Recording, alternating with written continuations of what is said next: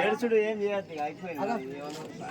ఈరోజు doctor RS Praveen Kumar BRS party రాష్ట్ర నాయకులు వారి ఆదేశాల మేరకు మరి అగర్గూడ గ్రామానికి రావడం జరిగింది.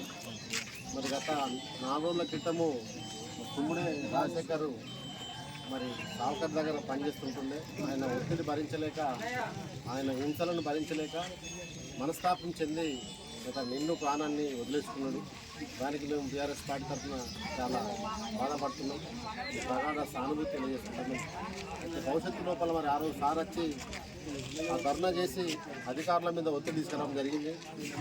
మేము ఎన్నో మరి వాళ్ళ బీదలు చాలా బీద వాళ్ళ ఇల్లు ఎక్కడిగా డొక్కలేదని కట్టికపోయేదాము. కూలీ నాలు చేసి బతికేటోళ్ళు అనివార్య కారణాల వల్ల ఒక 10,000 అప్పు అయిన సందర్భంగా ఆయన బెదిరించి హింసించి అవమానపరిచినందువల్ల, దొంగతనం మీద పెట్టినందువల్ల మనస్తాపం చెంది ఆ బాధను భరించలేక మరి చనిపోవడం జరిగింది.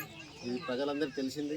మరి డాక్టర్ ఆర్ఎస్ ప్రవీణ్ కుమార్ గారు ఆ రోజు ప్రభుత్వాన్ని, అదేవిధంగా ఆ యజమాని డిమాండ్ చేయడం జరిగింది. వీళ్ళకు 1 కోటి రూపాయలు ఒక ల్యాండ్ ఏదన్నా ఉద్యోగం ఇప్పించాలి, ప్రభుత్వం నుండి భూమి ఇప్పించాలని చెప్పేసి డిమాండ్ చేయడం జరిగింది. మరి ఏదైతే మరి కాంగ్రెస్ ప్రభుత్వం ఉన్నదో ఆ కాంగ్రెస్ ప్రభుత్వం తరఫు నుంచి ఇక్కడ దండే విఠల్ గారు మరి ఎమ్మెల్సీగా ఉన్నారు. తను ప్రభుత్వం దగ్గర ఈ విషయాన్ని తీసుకెళ్ళి ప్రభుత్వం నుండి ఇప్పించగలిగితే చాలా బాగుంటుంది. వీళ్ళందరి తరఫున ప్రభుత్వాన్ని కావచ్చు, ఇప్పించిన ఆ నాయకులను కూడా మేము అందరం సహాయసహకారం అందిస్తాం, వాళ్ళను హర్షిస్తాం తప్పకుండా. కాబట్టి ఎవరైతే అధికారంలో ఉన్నారో వాళ్ళ బాధ్యత. అదేవిధంగా ఇటువంటి సంఘటనలు మళ్ళా పునరావృతం కాకుండా చూసుకోవాల్సిన బాధ్యత కూడా ప్రతి ఒక్కరికి ఉంటుంది.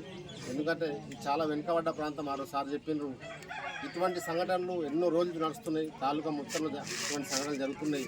బీద వాళ్ళను బానిసలుగా చేసి వాళ్ళు ధనవంతులు అవుతానన్న విషయం మనకు తెలిసిందే. కాబట్టి మనందరం కూడా ఐకమత్యంగా ఉండి భవిష్యత్తు లోపల ఇలాంటి వాళ్ళకి ధైర్యాన్ని అందియాలి, ఇటువంటి సంఘటనలు జరగకుండా చూసుకోవాలి, ఇటువంటి కన్నీళ్ళు ఎవరికి రాకుండా ఉండాలని మేము కోరుకుంటున్నాం. అదేవిధంగా తప్పకుండా ఆర్ఎస్ ప్రవీణ్ కుమార్ గారు ఈ కుటుంబానికి అండగా ఉంటారు, ఈ గ్రామానికి కూడా అండగా ఉంటారు, తప్పకుండా సిరిపూర్ తాలూకాకే అండగా ఉంటారు. ఆయన రావడం వల్ల ఇప్పుడే అధికారులు కొంచెం భయపడతారు, లేకపోతే ఇంకా పరిస్థితి వేరే విధంగా ఉంటుంది మీకు తెలుసు. తప్పకుండా ఈ కుటుంబానికి సారు మరి ₹1,00,000 ఇస్తామని చెప్పేసి ఈరోజు మరి మా ద్వారా ₹1,00,000 పంపించడం జరిగింది.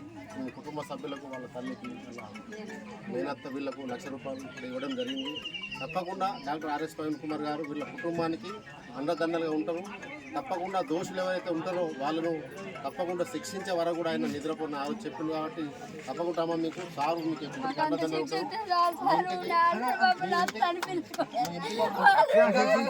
మీ ఇంటికి పెద్ద కొడుకు ఉంటాడు, తప్పకుండా మీకు న్యాయం జరుగుతుంది.